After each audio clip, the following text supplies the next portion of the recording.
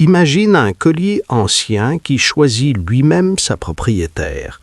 Et cette fois, il a désigné une jeune fille ordinaire, presque une enfant. Ce qui s'est passé ensuite a changé tout le village pour toujours. Au cœur d'une vallée secrète, nichée entre des collines verdoyantes et des rivières chantantes, se trouvait un village où les légendes ne dormaient jamais vraiment. Dès que le soleil plongeait derrière les montagnes, les ombres s'animaient, les feuilles murmuraient des secrets et les esprits des anciens venaient veiller sur les vivants. Dans ce lieu chargé de mystères existait un bijou légendaire, le collier des âmes ancestrales. Ce n'était pas un simple ornement. Il appartenait aux aïeux depuis des générations immémoriales et possédait le pouvoir sacré de désigner la prochaine protectrice du village, celle qui serait chargée de préserver l'harmonie entre le monde visible des humains et le royaume invisible des esprits. Aujourd'hui, je vais vous conter l'histoire émouvante et inspirante d'Aminata, une jeune fille du village qui allait contre toute attente devenir l'élue de ce talisman ancestral. Le village, que l'on appelait Kpalimé, était un endroit enchanté où la vie suivait le rythme lent et respectueux des saisons. Les maisons étaient construites avec de la terre rouge, du bois de palétuvier et des toits de paille tressés. Chaque matin, les femmes allaient puiser l'eau à la rivière en chantant des mélodies douces, pendant que les hommes cultivaient les champs de mil et d'igname. Les enfants couraient pieds nus entre les baobabs centenaires, et les anciens se réunissaient sous l'arbre à palabres pour transmettre les savoirs anciens. Les habitants de Kpalimé vivaient en profonde connexion avec leurs ancêtres.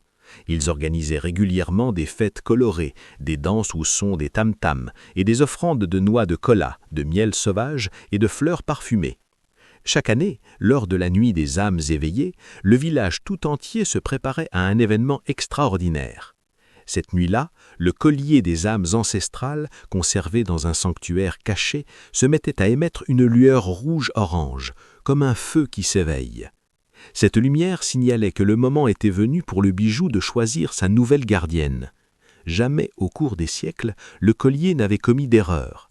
Celle ou celui qu'il désignait recevait un don spirituel puissant, la capacité d'entendre les murmures des anciens, de sentir les déséquilibres de la nature et de guider le peuple avec sagesse. Les villageois racontaient que le collier avait été forgé par les premiers ancêtres dans le creuset des étoiles. Des perles de terre cuite, des coquillages sacrés, des plumes d'oiseaux rares et des cristaux venus des profondeurs de la terre y étaient assemblés. Il portait en lui l'énergie de tous ceux qui avaient protégé Kpalimé avant lui. Quand il brillait, l'air devenait plus lourd, chargé d'électricité mystique, et même les animaux de la forêt semblaient retenir leur souffle. Aminata était une jeune femme d'une vingtaine d'années, au sourire timide, mais au regard rempli de lumière. Elle avait grandi orpheline de mère, élevée par sa grand-mère, une vieille conteuse respectée de tout le village. Aminata était connue pour sa douceur infinie, son courage discret et surtout pour sa curiosité sans limite. Elle passait des heures entières à écouter les récits des anciens autour du feu, à apprendre les propriétés curatives des plantes, à observer le vol des oiseaux ou le mouvement des nuages. Elle aimait particulièrement s'asseoir au bord de la rivière au crépuscule pour contempler les reflets de la lune sur l'eau et imaginer les histoires que les esprits lui murmuraient. Pourtant, Aminata n'avait jamais rêvé de grandeur.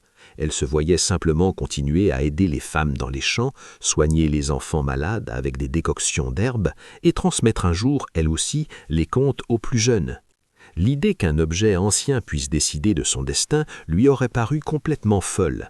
Elle se sentait trop ordinaire, trop jeune, trop inexpérimentée pour porter un tel fardeau. Mais le destin, parfois, choisit ceux qui ne se croient pas prêts. Cette année-là, la nuit des âmes éveillées arriva, sous un ciel particulièrement étoilé. Les villageois s'étaient rassemblés dès la tombée de la nuit autour de l'autel sacré, situé au centre du village, près du grand fromager. On avait dressé un cercle parfait avec de pierres blanches. Au milieu étaient disposées des offrandes abondantes, des paniers de fruits mûrs, mangues, papayes, bananes, des bouquets de fleurs sauvages aux parfums entêtants, des bols d'herbes aromatiques, des calebasses de vin de palme et des noix de kola disposées en forme d'étoiles. Les anciens de Kpalimé, vêtus de leurs habits cérémonieux, aux couleurs vives, commençaient à battre doucement les tam-tams. Puis ils entonnèrent des chants ancestraux, des prières rythmées qui montaient vers le ciel comme une fumée invisible. Leurs voix graves et mélodieuses se mêlaient au vent qui agitait les feuilles. Le collier des âmes ancestrales avait été placé avec respect sur un tissu blanc au centre de l'autel. Au début, il restait sombre, presque endormi. Puis lentement, une faible lueur apparut dans le cœur d'une perle.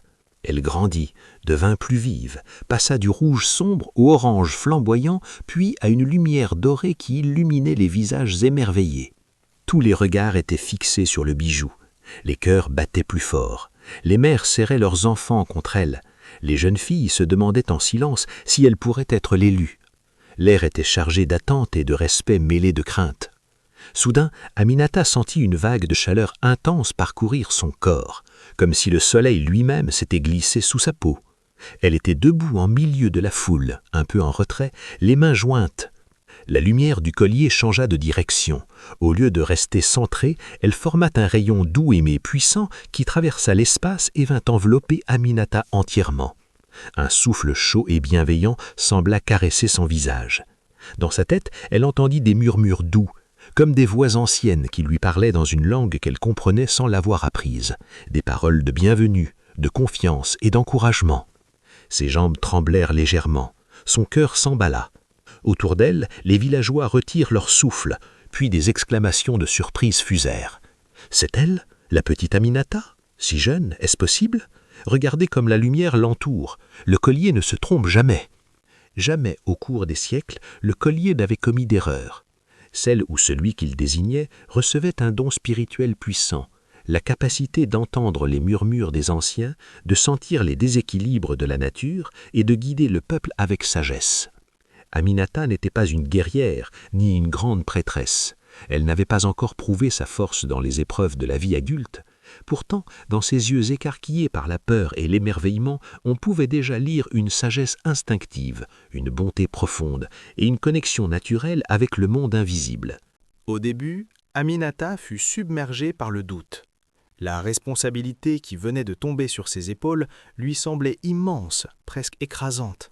Protéger tout le village, interpréter les signes des ancêtres, maintenir l'équilibre fragile entre les humains et les esprits, et si elle échouait? Et si sa jeunesse et son manque d'expérience causaient du malheur à ceux qu'elle aimait? Elle baissa les yeux, les larmes au bord des paupières. Dans sa tête défilaient toutes les raisons pour lesquelles elle ne se sentait pas à la hauteur.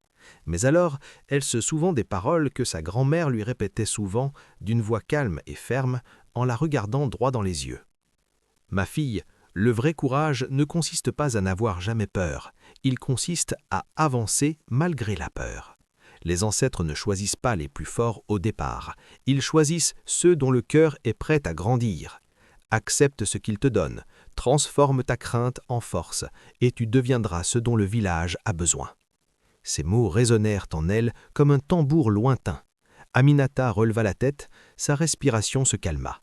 Elle fit un pas en avant, tendit les mains vers le collier qui continuait à briller pour elle. Quand elle le toucha, une sensation de paix profonde l'envahit. Le bijou sembla s'ajuster parfaitement autour de son cou, comme s'il avait toujours été destiné à elle. Avec une voix tremblante mais claire, elle prononça « J'accepte cette charge. Avec humilité et détermination, je deviendrai la gardienne que nos ancêtres ont choisie. Que leur sagesse me guide. » Un grand cri de joie et de soulagement s'éleva de la foule. Les tam-tams reprirent de plus belle, les danses recommencèrent. Aminata était devenue la nouvelle gardienne des âmes. La vie de gardienne ne fut pas un chemin de roses. Dès les jours suivants, Aminata dut affronter de nombreuses épreuves, à la fois intérieures et extérieures. Il y eut d'abord les épreuves spirituelles, des nuits où elle devait rester seule dans la forêt sacrée, à jeun, pour apprendre à distinguer les voix des ancêtres bienveillants de celles des esprits farceurs ou perdus. Elle apprit à interpréter les rêves, à lire les signes dans le vol des oiseaux ou dans la forme des nuages. Il y eut aussi les conflits humains, des disputes entre familles pour des terres, des jalousies entre jeunes, des accusations de sorcellerie. Aminata devait écouter chaque partie avec patience, consulter le collier qui lui envoyait des visions claires et trouver des solutions justes qui rétablissaient la paix sans humilier personne. Les esprits eux-mêmes n'étaient pas toujours faciles. Certains étaient espiègles, ils cachaient des objets, faisaient tomber la pluie au mauvais moment ou envoyaient des rêves confus pour tester sa persévérance. D'autres étaient plus sombres et demandaient du respect. Chaque défi, chaque erreur, chaque succès renforçait le lien entre Aminata et le collier. Elle apprenait la sagesse, le leadership patient, l'art d'écouter avant de parler et surtout l'importance de protéger son peuple non pas par la force mais par l'harmonie. Le collier des âmes ancestrales n'était pas un objet passif, il communiquait vraiment avec sa gardienne. Parfois, pendant la méditation, des visions surgissaient, des images de rivières en crue, d'animaux malades, d'ancêtres souriants qui montraient le bon chemin. Parfois, c'était une simple sensation de chaleur ou de froid qui indiquait si une décision était bonne ou dangereuse. Grâce à cette guidance, le village de Kpalimé commença à prospérer comme jamais. Les récoltes étaient abondantes, les maladies reculaient, les enfants grandissaient en bonne santé. Les habitants comprirent peu à peu que la vraie richesse n'était pas seulement dans les greniers remplis, mais dans le respect des traditions, dans le courage d'écouter son cœur et dans l'harmonie entre le monde visible et le monde invisible. Aminata, elle-même, changeait. Sa timidité initiale se transformait en une assurance calme et bienveillante. Elle restait douce, mais on sentait désormais une force tranquille en elle. Un soir, plusieurs menaces convergèrent sur le village et mirent à rude épreuve tout ce que Aminata avait appris. D'abord, une sécheresse inhabituelle s'installa. Les rivières baissèrent dangereusement, les plantes jaunissaient, le bétail maigrissait. Puis un conflit éclata avec un village voisin qui accusait Kpalimé de voler l'eau d'une source sacrée partagée.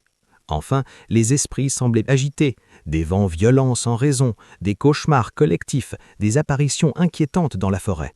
La crise était totale, le village risquait la famine, la guerre et la colère des ancêtres. Aminata passa plusieurs nuits sans dormir. Elle consulta longuement le collier. Des visions lui montraient que la sécheresse venait d'un déséquilibre. Les villageois avaient oublié certaines offrandes et certains rituels de gratitude envers la terre. Le conflit avec le village voisin venait d'un malentendu ancien non résolu. Et les esprits agités réclamaient simplement plus de respect et d'écoute. Avec l'aide du collier, Aminata réunit tout le village. Elle parla avec calme et autorité. Elle expliqua les signes qu'elle avait reçus. Elle proposa d'organiser un grand rituel de réconciliation, une cérémonie commune avec le village voisin, des offrandes abondantes à la rivière et à la terre et un pardon mutuel pour les anciennes querelles. Le rituel dura toute une nuit. Les deux villages dansèrent ensemble, partagèrent des repas, versèrent des libations et chantèrent les louanges des ancêtres communs. Aminata, au centre, portait le collier qui brillait plus fort que jamais. Elle dirigeait les prières avec une voix qui portait loin. Au petit matin, les clous s'amoncelèrent. Une pluie douce et régulière tomba, apaisant la terre assoiffée. La rivière reprit son niveau. La paix fut scellée entre les deux villages par un pacte d'entraide. Les esprits se calmèrent et envoyèrent des signes de bénédiction, des oiseaux aux couleurs vives, des vents doux porteurs de parfums agréables.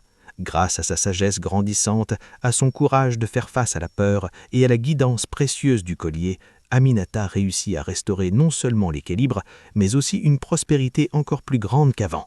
Le village de Kpalimé devint un exemple pour toute la région, un lieu où tradition et ouverture, courage et humilité coexistaient harmonieusement. Les habitants organisèrent une grande fête en l'honneur de leur gardienne. On chanta ses louanges, on dansa jusqu'à l'aube, on raconta son histoire autour des feux.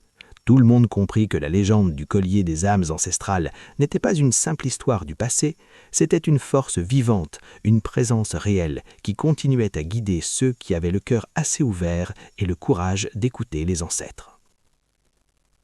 L'histoire de Aminata et du collier des âmes ancestrales nous enseigne une vérité profonde et intemporelle.